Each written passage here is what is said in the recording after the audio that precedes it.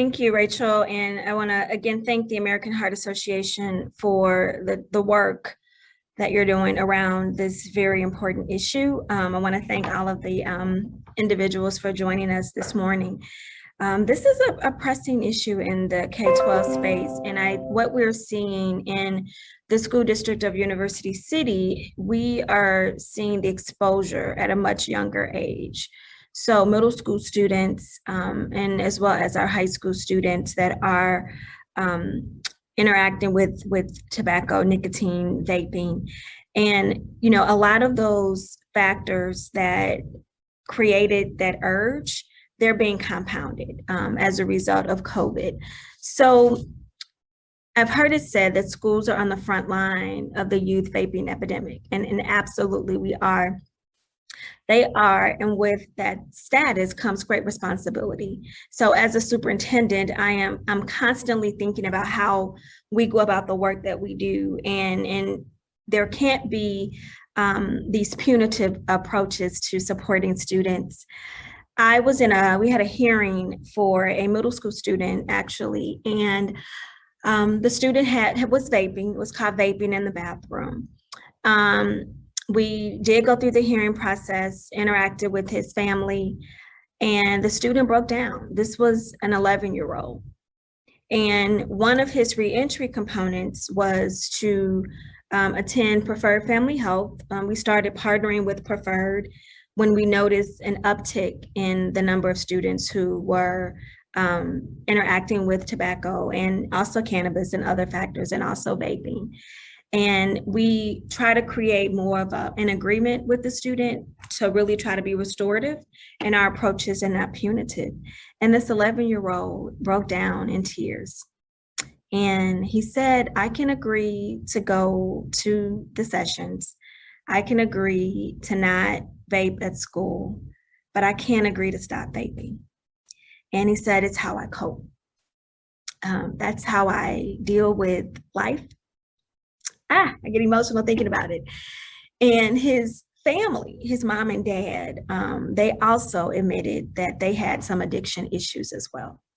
So we wrapped our arms around their family and provided them support. So children are doing it sometimes, yes, to be cool. Yes, it is the thing that they do.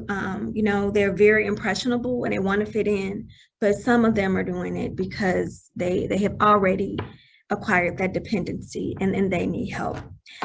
So the American Heart Association is working with schools across the country to implement these evidence practices and approaches to prevent tobacco use. I firmly believe that information is key. We can't scare kids not to vape. We can't just use scare tactics. We have to give them concrete information, and we have to educate them often and early. So some of the things that we're doing in UCity, one was what I just described, partnering with a research-based therapeutic support, such as Preferred Family Health. Also understanding that our goal is not just to hammer students and give all of these disciplinary precautions and measures without the education and support. So looking at ways that we can keep them in school, because what happens when we suspend them, if they have some dependency issues, they have a full realm to interact and navigate tobacco and vaping. Because they're not in school. They don't have some of the security and some of the supports that are evident in schools. We want them to be engaged. We want them to be engaged in their recovery process so that they can reduce and ultimately eliminate their addiction to nicotine. And it's easy for me to say, as someone who's never smoked, oh, you should just stop doing it.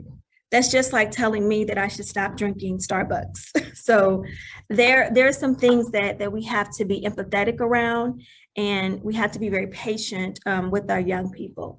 We know that out of school suspensions adversely impact Black children, period. When we think about the tobacco use and vaping issue, we're seeing the same trend. It is adversely impacting Black children. We also know that when children are not in school, when they're not engaged, it has lifelong implications for their education progression, for their post-secondary opportunities, what they're able to do post-secondary. And I heard someone speak earlier about the health impact. There is a health issue, it's a health crisis that is starting with these young people early on. So if we want to increase student achievement, if we want to improve the health outcomes and decrease some of these inequities that we know plague our region and our country, we have to have a different strategy for addressing vaping and tobacco in schools. And I would urge you to look at the American Heart Association's guidance. I would urge you to analyze your policies, analyze your practices, and see how you are aligned and where work is needed. How can you work with your community, work with your parents, with your students, engage your students, engage them in the conversation, your teachers, your administrators, so that we are working to minimize and eliminate nicotine addiction with young people. So as Dr. Lyon challenged us, let's all think about the optimal path forward for each of our districts. That includes putting in the hard work, again, of reviewing your district and building level policies. Let's position our school staff in a way that helps our students overcome their addiction to nicotine, helps our students never start to use tobacco in the first place, and supports them in leading long, healthy, vibrant lives where they can thrive. So thank you all for being here today as we start this very important conversation.